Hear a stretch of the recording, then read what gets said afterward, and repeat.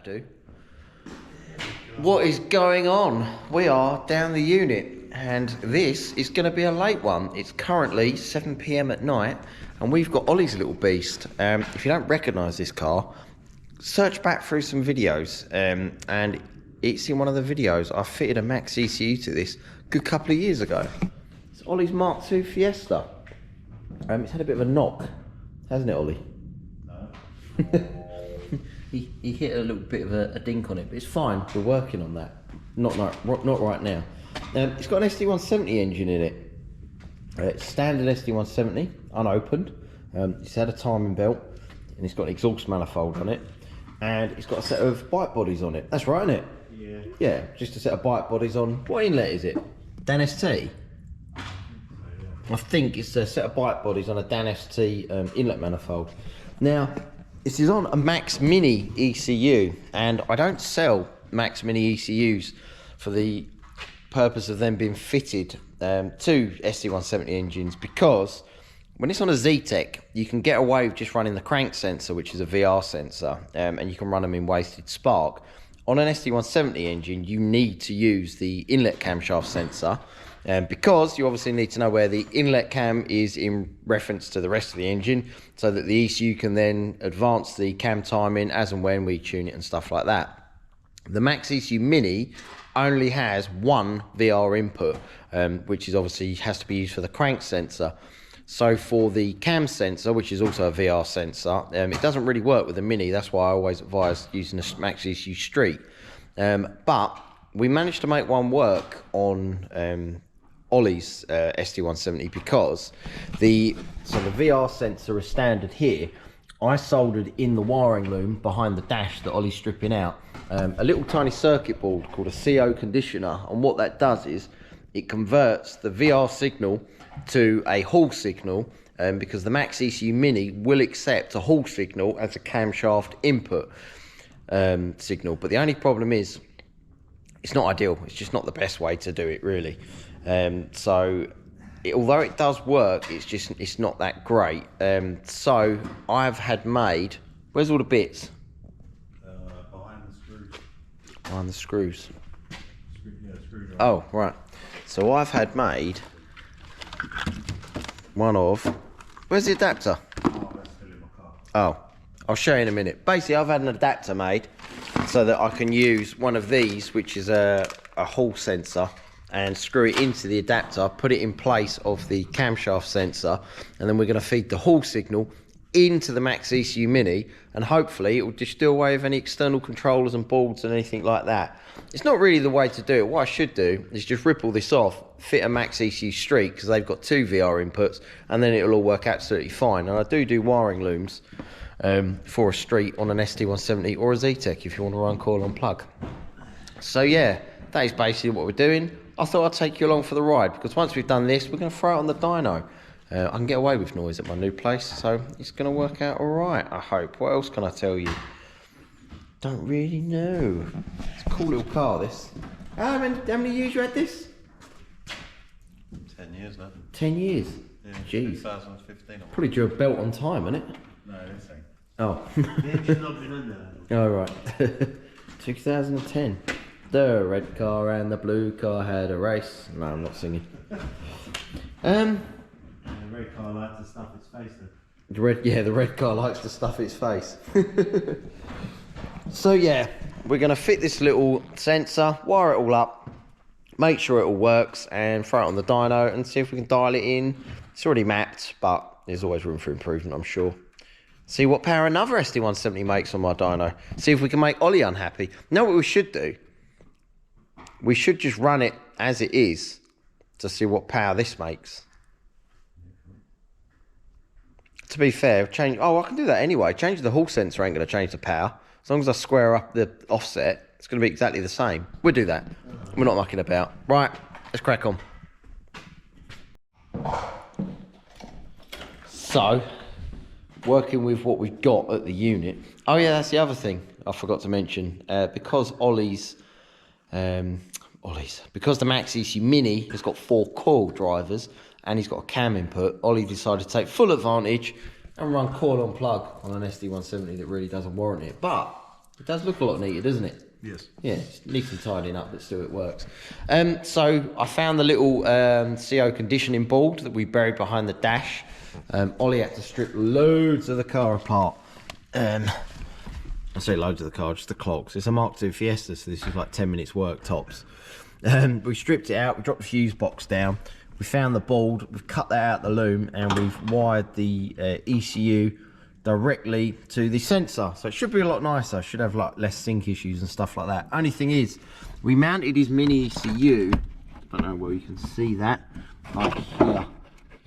So it's like right up the back behind the clocks. We did that to try and keep like an OEM kind of look, rather than having it flapping around in the glove box, and we custom made the loom for it. So we drilled out the choke cable hole, because obviously it doesn't run a choke anymore.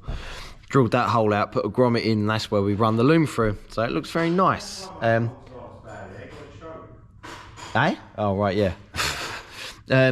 So we've done that. The only problem is I've got to try and connect these wires through here. I would like to have used a connector, but we're just going to solder.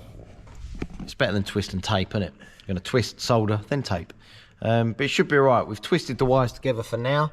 Plug the laptop in, tap the sensor on the side of the head, and we've got a nice signal. So we're going to solder these up, get the sensor fitted. Ollie's just taking the rocker cover off because it's where it's a threaded sensor. We need to get the spacing right between the tip of the sensor and the camshaft. So that's what we're doing now. Oh, and I've changed the hertz settings on my camera like someone suggested. But as you can see, it still doesn't work. It's still very pulsy. So I don't know. I ain't no photographer. I just might go back to the old videographer. Well, I'm not one of them either, am I? So I think I might go back to my old GoPro. But yeah, let's crack on. I'm going to try and solder these wires. Why are you taking the cam belt? Oh yeah, of course. You need to take that off to get the rock cover off, didn't you? It's been a while. Right, let's crack on. For the what? These are the adapters that I had made. I forgot to mention.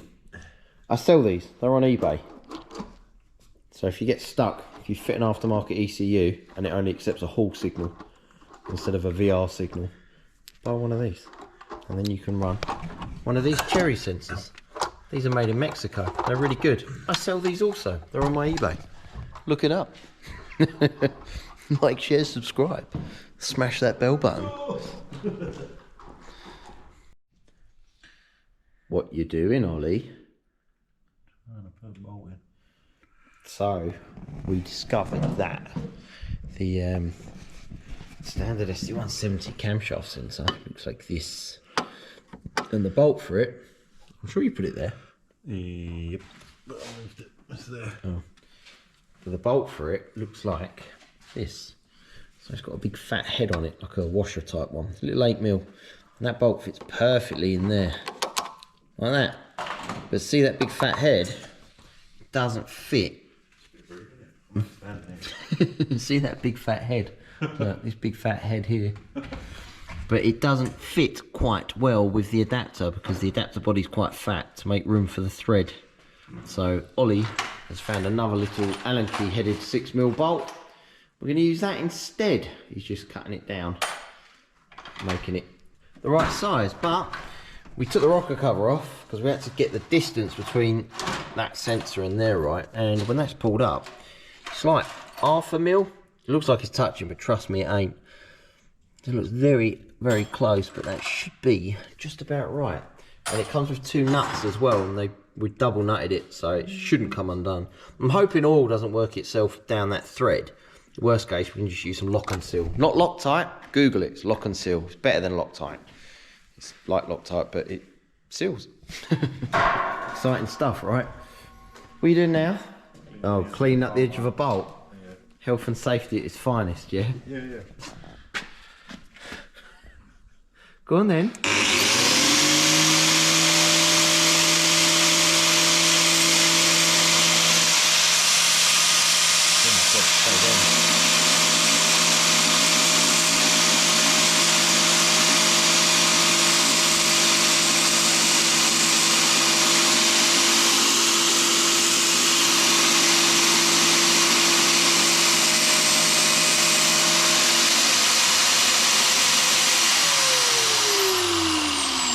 Why did you make two?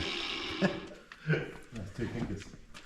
Is it? I thought you made 2 bolts. No. Oh, fair enough. I hate to break it to you, but there's a bench grinder right there. Yeah, it's buried. Buried? No? That was close up. You're a lad, aren't you? Did it fit? No, because I can't see on there. So I've got big fat fish fingers. Fish fingers. Big fat fish fingers. I don't know Don't why eat I them, will you? So it's late. Yeah, I know. What is the time? Let's have a little look. It is 8:37, and there's my daughter. I think we've got it. That looks better. Right, we're going to cut some boring stuff, and we're going to see if it works.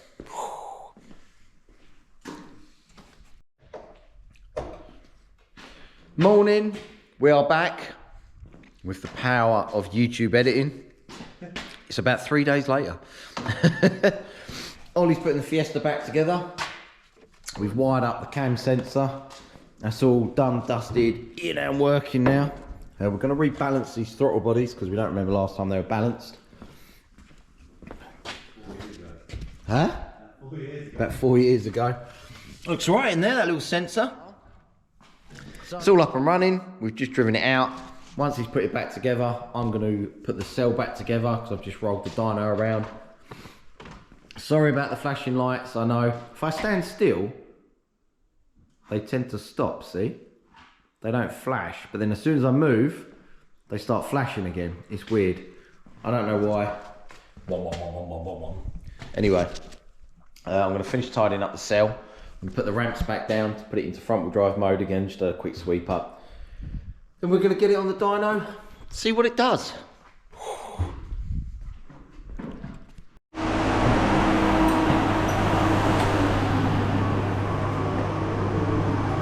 That's not annoying. So, Ollie, sorry about the flashing lights, I know.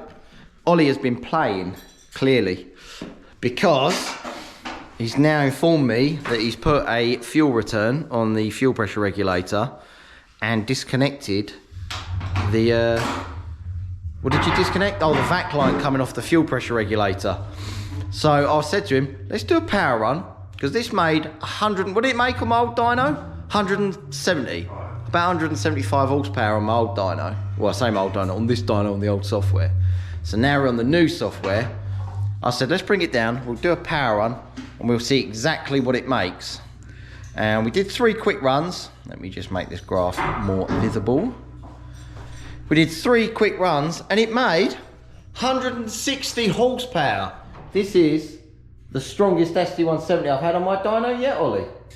And the fueling is all over. Let me come out this cell because I know that flickering's going to do your eyes in. It's doing my eyes in, I'm only looking at the camera. That's better. So, it makes 160 horsepower. It's got no fuel low down, and flat out where it makes peak torque and peak horsepower, it is 0.7 Lambda. So there is way too much fuel in it. So I said to Ollie, look, let's start from scratch. I was like, the VVT works well. It's targeting the predicted or the set cam angle that I want it to target. The target table is absolutely spot on. So I'm happy the sensor's working. Fueling's all over the place. So I said, look, let's start from scratch. Let's right from the beginning. So I've calibrated all the sensors, they're all fine. Balanced all the bodies. We've got all the bodies balanced now, so idle's a lot nicer, like 950 RPM. Absolutely bang on. Check the fuel pressure. Fuel pressure's at 4 bar, so that's well out. So I've told Ollie to set the fuel pressure to 3.5 bar static without the vac line on the regulator. And then we're gonna just double check what injectors are in it. It's on bike injectors, isn't it? Yeah, so it's on bike injectors, so we're going to make sure they're right. And then we're going to dial it in, we're going to map it from start to finish properly. So yeah, let's crack on. So, Ollie's little Fiesta, it has sat in his garage. How long's it sat for now? Sat for 2 years. I said, let's double check everything. We'll set the fuel pressure, because you have to get the fuel pressure right in the software as to what the car's actually running, because obviously we're not running a fuel pressure sensor as such, but he's got a little gauge on the side of his regulator, and the gauge was reading 4 bar, and I said I don't really trust that. I was like, let's use my gauge, because my gauge is, you know, I trust it, I've used it on loads. My gauge says 5 bar. So when we cycle the ignition, I'll see if I can show you. Hold that there, Ollie. So Ollie's going to hold that, I'm going to turn the ignition on. Nearly 5 bar fuel pressure. That is too much. So we tried adjusting the fuel pressure down, because it's an adjustable regulator. Wouldn't go down. So realistically, 3.5 bar. I said set it at 3 bar, because you know you're never going to run out of fuel then. Won't go down at all. So what we're doing now is stripping the top of the fuel pressure regulator down, just to see if the diaphragm's stuck or the spring's stuck or something. It looks like the Allen keys are stuck, mate, doesn't it? Yeah. So we're going to take this off, see what's going on inside, and see why we can't get the fuel pressure down. Right, let's crack on. Now this is tuning 101. The last thing generally people have done to their cars is the actual mapping, the actual tuning. So what happened was, Ollie's car was all mapped, all tuned, all running fine. And then when it sat for 2 years, he had a little accident, a little prang as you can see, and then it sat for 2 years. After it sat for 2 years, the fuel pipe perished and it started leaking. We used to have to keep cutting back the ends. It weren't ideal. I think it was like eBay special fuel pipe or something like that. So he went on the internet and he bought all new fuel pipe, because the car's going out on Monday racing at Santa Pod for a test day. So he went out, he bought all new fuel pipe and he changed all the pipes. Now the fuel pressure seems absolutely sky high, so he's like, something not quite right there. So we took the regulator apart, as you see. Well, I didn't show you it apart, but the diaphragm was real perished and cracked. It was an old regulator. So I said, look, no stress. I've got a second-hand turbo smart one sitting down here. Just use that. Bit overkill for the car, but it don't matter. I'm sure it'll work. Sorry about the flashing lights. Again, I know. So let me let it stabilise and I'll show you what we done.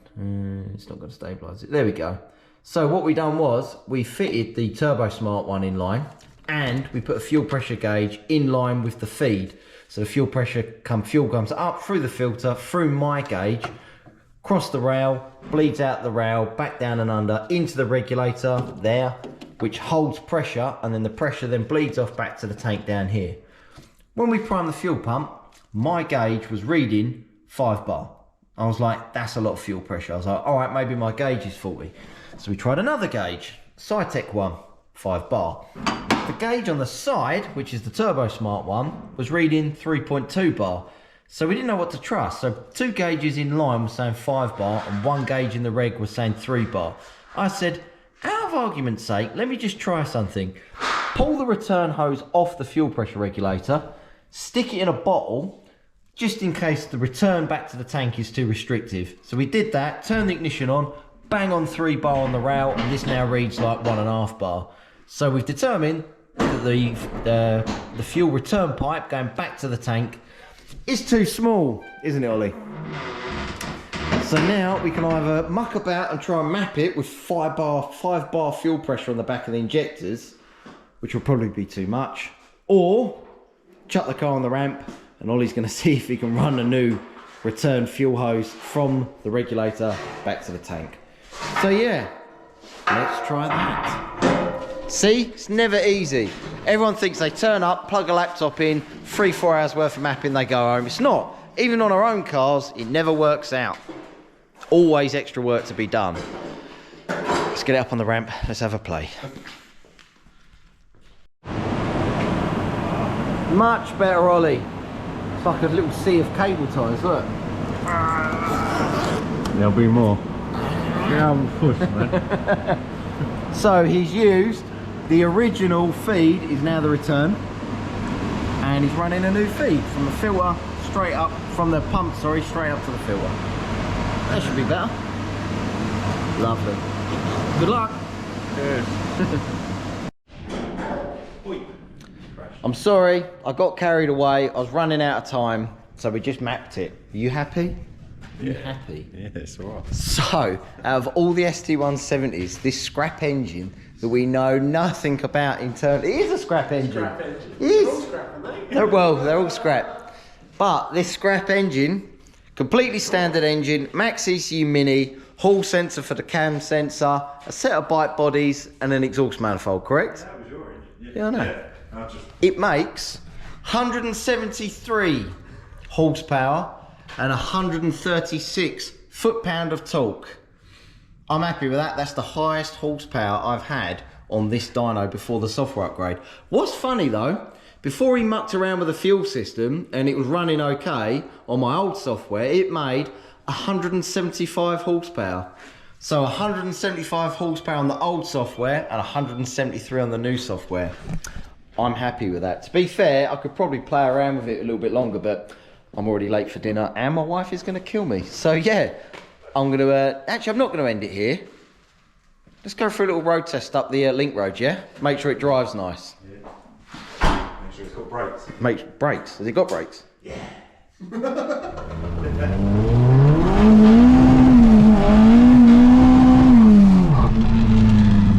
Ah, pheasant! Yeah, that's really smoking. That's not good.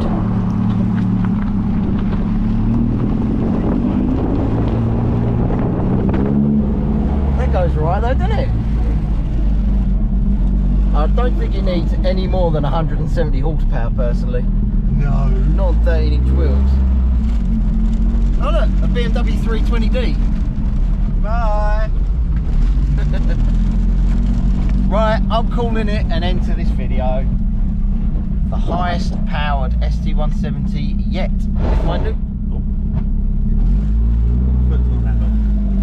With my new software. Like, share, subscribe. Cheers guys.